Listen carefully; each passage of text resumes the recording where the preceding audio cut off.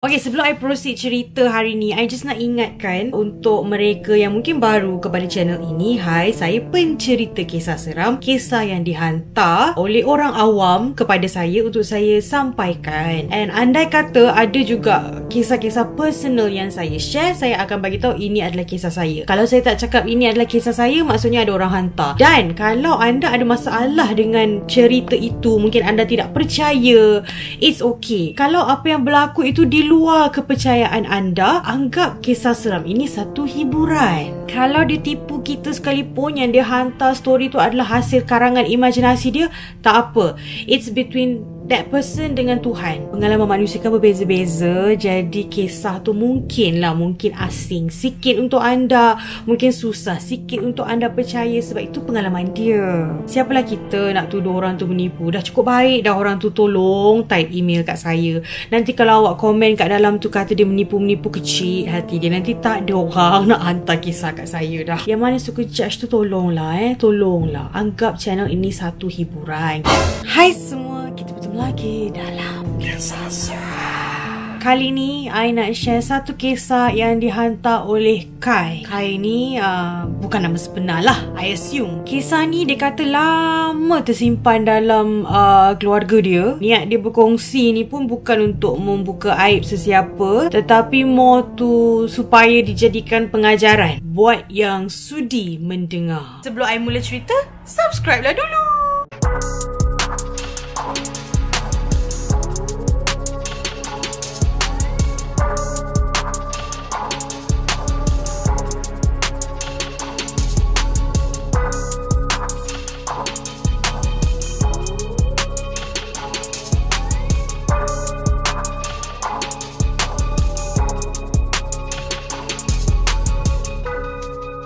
Okay, cerita ni dia berlaku dalam keluarga Kai ni, tapi waktu ni Kai ni dia tak lahir pun lagi. Ini adalah cerita zaman tok nenek dia tau. Yang menceritakan kat dia ni ialah bonda dia. Bila dia kuda perkataan bonda dalam email tu, I faham lah. Ada dua kemungkinan je. Mungkin Kai ni dia adalah seorang yang sukakan benda-benda klasik, atau dia nak indicate, dia nak bagi tahu kita yang keluarga dia ni keluarga golongan elit lah. That's why pakai bonda. Kalau orang lain dia akan cakap mak, ibu, mama, tapi dia tulis bonda. So mungkin dia nak bagi tahu kita lah ni keluarga orang ada-ada. So masa kejadian ni bonda dia berusia dalam 20-an. Dan macam mana Kai ni boleh tahu begitu detail cerita ni? Sebab sepanjang membesar growing up, Kai kata bonda dia memang akan cerita kisah ni berkali-kali. Kenapa bonda dia nak kena cerita bab-bab transfer saka ni kat anak-anak kan? Ini kerana bonda dia berjuta kali memang ingatkan anak-anak dia semua, tekankan anak-anak dia semua yang hidup ni jangan sesekali mencuba-cuba untuk mendekati ilmu hitam. So, waktu ni zaman 70s dia kata. Tahun 70-an lah. Bonda dia waktu ni dah berusia 20-an dan masih belum berkahwin. Dia kena tekankan masih belum berkahwin ni sebab dia kata waktu 70s ni, orang usia 20-an kalau tak kahwin lagi, dianggap andartu dah. Bonda dia sebab macam saya cakap lah, orang ada-ada kan. So, dia suka fashion, dia suka beauty, dia suka travel. So, dia suka jalan-jalan. Jadi, dia tak nak kahwin. Tapi ni kan kisah seram. Jadi, kita takkan bercerita lanjut lah tentang hobi-hobi bonda kesayangan Kai ni. Kita sebenarnya nak cerita kisah tok perempuan dia. Bila dia tulis tok perempuan tu, moyang dia lah tu. Sebab dia tengah menceritakan kisah nenda kepada bonda dia. Jadi tengah cerita pasal moyang dia lah ni. Tok perempuan means moyang perempuan. Tapi tok perempuan ni macam panjang sangat kan. So sepanjang cerita ni I akan refer karakter ni as tok je lah. Kalau tok perempuan macam panjang sangat untuk I. Takut tersasul-sasul, fumble. So korang kena faham sekarang ni yang menghantar cerita ni Kai. Tapi kisah ni tak ada kena-mengena dengan Kai. Dia cuma ceritakan. So, situasi ni masa tahun 70-an ni, ada bonda dia, ada nenda dia, ada tok perempuan dia. Bermaksud ada mak, ada nenek, ada moyang. Moyang perempuan. Okey? Semua faham? Okey? Jelas? Okey, apa masalah tok dia ni? Okey, dia kata hari kejadian ni tok dia tengah siram pokok bunga dekat laman. Orang dulu-dulu dia kata walaupun ada pembantu rumah apa semua, tapi diorang memang jenis yang memang suka buat kerja rumah juga. So tok perempuan dia memang suka bega-bega pokok lah dekat laman. So duduklah siram pokok bunga. Tetapi bonda dia cakap masa ni bonda dia pun duduk sibuk-sibuk dekat laman tu juga. Cuma dia pelik, kenapa tok tu siram pokok bunga tapi muka ni memandang bonda.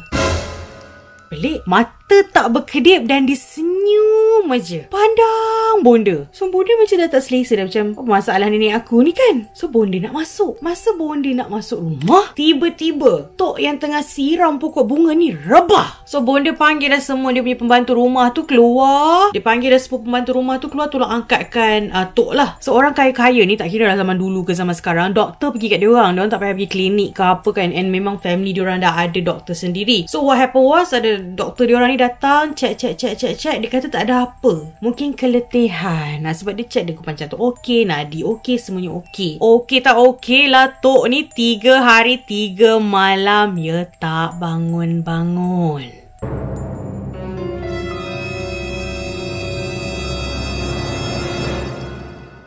Waktu ni, menurut bonda Kai, Nenda dah mula panik. Nenda kepada Kai, maksudnya bonda punya mak lah. Dia dah panik. Nenda dah panik sebab dia tengok 3 hari 3 malam ni mak dia tak bangun-bangun. Tok tu tak bangun-bangun. So, dia dah start buat phone call.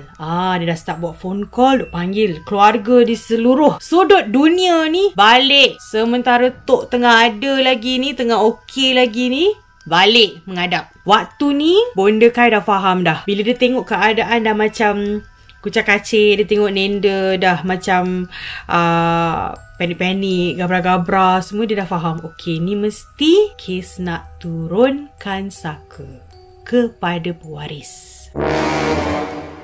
Bonda dah takut. Sebab waktu ni bonda memang tak mahu. Dia tak nak. Dia bagi dia benda-benda macam ni. Dia wanita moden. Dia rasa benda ni outdated. Benda ni kolot. Saka-saka ni semua, we don't need that in this modern society. So bonda berfikiran macam tu. So dia tak nak. So bila ada saudara mara yang datang ke apa nak visit tok perempuan yang tengah terbaring tidur tu, bonda akan avoid jumpa anyone. Sebab dia tak tahu adakah orang tu dah ambil ke keluar daripada bilik ke dia. So dia avoid jumpa saudara mara sebab dia memang tak nak terlekat langsung dengan benda ni. Dah masuk hari kelima, tok perempuan tak bangkit-bangkit. Mula asal hari tu diorang mulakan macam biasa je. Ada waktu yang orang datang, sambut. Ada waktu orang tu balik, bye-bye. Macam tu je lah. So hari macam biasa tau, normal. Tiba-tiba waktu tengah hari ni, pukul 12 lebih lah macam tu, ke pukul 1 lebih kurang lah menurut bonda. Waktu ni semua orang dalam bilik masing-masing. Sebab baru je lepas lunch macam tu. So semua orang dah makan, semua orang masuk bilik nak berehat. Satu rumah dengar bunyi seseorang mengerang kesakitan. Kuat! Macam tu tau, kuat sangat, mengerang kesakitan. Kai cakap rumah tu adalah rumah besar, banglo tau. So untuk satu rumah dengar bunyi mengerang tu memang maksudnya kuat sangat lah. So bila dah mendengar seseorang mengerang ni, semua orang dah syak itu adalah tok perempuan lah. So Nenda, bonda dengan pembantu-pembantu rumah yang lain semua pergi masuk bilik tok perempuan. Ingatkan dia dah bangun? Tidak ya, dia masih tidur.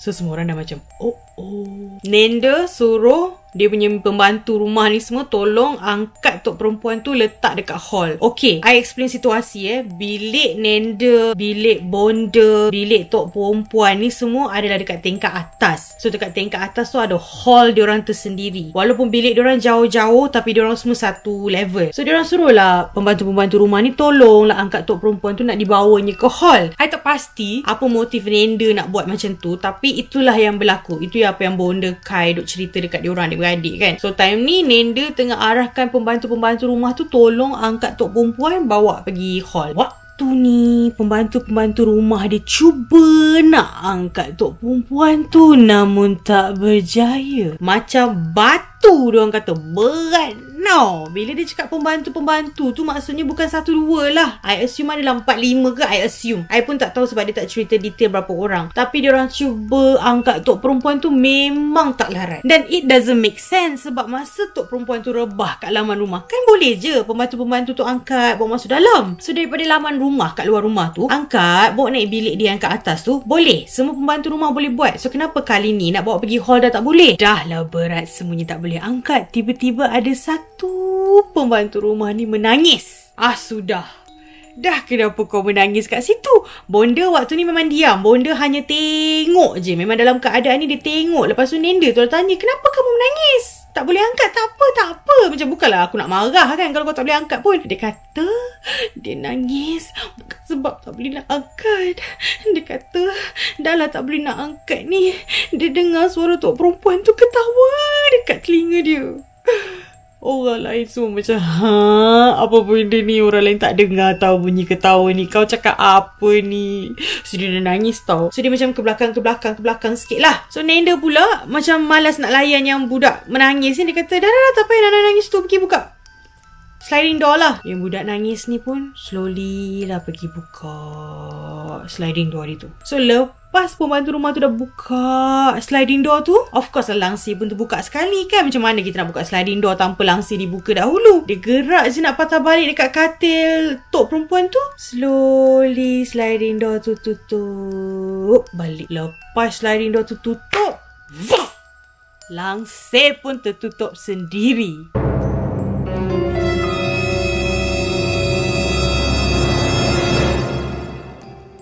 Sudah. Ini bukan yang pembantu rumah tu je nak nangis. Bonda-bonda pun nak nangis dah waktu ni. Macam what is going to happen? What now? Lepas tu waktu ni Nenda kata dah semua keluar. Bila dia kata semua keluar tu, Bonda pun ingat dengan dia lah keluar. Oh tidak. Bonda ditarik semula. Hanya pembantu rumah sahaja disuruh keluar. So tinggallah dalam ini 3 generasi itu.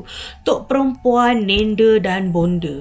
Seorang nenek, seorang ibu, seorang anak. Tapi bagi Kai, seorang ibu, seorang nenek, seorang moyang. Okay? So dah tinggal 3 tu dalam tu, apa yang berlaku? Slowly Nenda cakap kuat-kuat. Macam nak tujukan kepada seseorang. Bukan tok perempuan. Dia cakap macam ni. Ayat dia. Mak tahu kan Intan tak mampu. Intan tak boleh, Mak. Anak Intan pun belum ada keluarga, Mak. Dia cakap macam tu. Tok perempuan tengah tidur ni. Nenda dah cakap kuat-kuat ni. Untuk siapa? Terbuka mata tok perempuan yang dah 5 hari tak bangkit-bangkit tu. Terkejut Bonda, dia pergi belakang mak dia. Bonda kan dah takut, so dia intai. Lepas tu Nenda, relax je. Mak tidurlah dulu, Mak. Tak ada apa-apa reaksi melainkan tok perempuan tu menjawab dalam suara garau. Dia dah sampai. Lepas tu dia sambung, tutup mata dia dan tidur. Siapa dah sampai ni? La ilaha illallah. Dah cakap macam tu, Nenda pun bawalah Bonda keluar. Nenda cakap dekat Bonda, dia dah ada pengganti lah tu.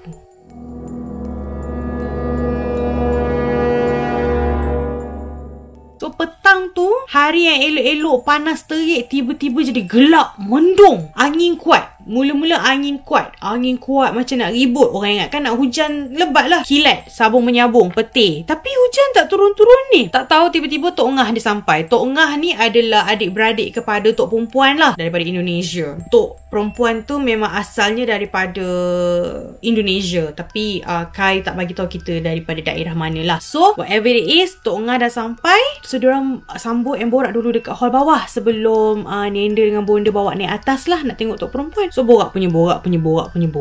Kira macam Nenda ni bagi tahulah Tok Ngah tu apa yang berlaku, bila jadinya, lepas tu kenapa dia tak boleh ambil. Sebab Nenda dah memang ada memakai. Nenda ni pula sebenarnya adalah isteri nombor 2. Jadi dia tak nak masalah madu. Dan dia juga tak nak suami dia pergi kahwin nombor 3, nombor 4 ni semua. So jadi dia memakai untuk diri dia lah. So sebab tu dia kata dia tak mampu dah nak ambil apa yang Bonda dia pakai. Sebab Bonda dia pula, Tok Perempuan ni, dia memang isteri, satu-satunya isteri. Dan kenapa dia boleh make sure husband dia tak pergi cari lain ke apa, sebab dia punya power lah. So dia explain kat Tok Ngah. Tok Ngah faham. Tok Ngah kata pula dia datang ni sebenarnya memang dia nak ambil, so orang lain tak perlu risau, biar dia ambil.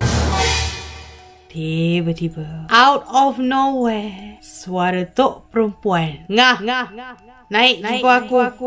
Semua pun pusing sebab suara tu datang daripada tangga. Ya, tok perempuan berdiri elok, bersiap dah, sanggul dia semua. Diorang dah tengok kat tangga tu. Tok perempuan pun naik. Nenda bagi signal, jom semua naik. Naiklah 3 generasi ni Tok Ngah, Nenda dan Bonda naiklah. Pergi nak jumpa tok perempuan. Masuk bilik tu, ingatkan yelah dia dah siap tadi tu. Bukan, dia masih tidur. Bonda, dia terus macam ke belakang. Dia menyorok bawah meja sikat. Tok Ngah bagi salam. Assalamualaikum. Tak ada orang jawab. Assalamualaikum. Dia cakap lagi sekali.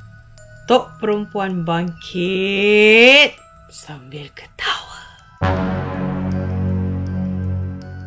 So dia dalam posisi tengah duduk lah atas katil dia ni. Ketawa ni. Sonok dia ketawa. Dengan keadaan kat luar angin ribut, bunyi angin yang lalu di celah-celah sliding door punya pintu tu yang menyeramkan tu.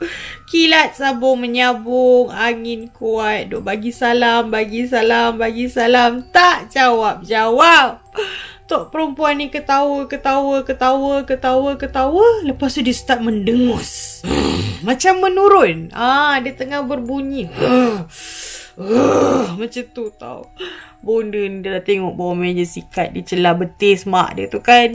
Dia tengok je duk ni lah. Tok perempuan tu duk mendengus-dengus. Ketawa kejap mendengus. Tok Ngah pun duduk atas katil tu. Lama dia berbual secara berbisik. Bonda tak dapat nak dengar apa. Nenda yang berdiri pun tak dengar apa. Berbisik dua-dua beradik ni. Barulah Bonda tu nak rasa macam tenang sikit bila tengok keadaan macam senyap je kan. Berbisik-bisik aja kan. Tiba-tiba tak semena-mena Bonda tu dia tolaknya Tok Ngah tu berebah atas katil. Dia tindih Tok Ngah tu. Lepas dia tindih, sesuatu keluar dari mulut tok perempuan tu. Benda tu macam kepulan asap dan masuk ke mulut Tok Ngah. Dan sepanjang proses benda tu keluar, memang dengar bunyi benda mengerang kuat.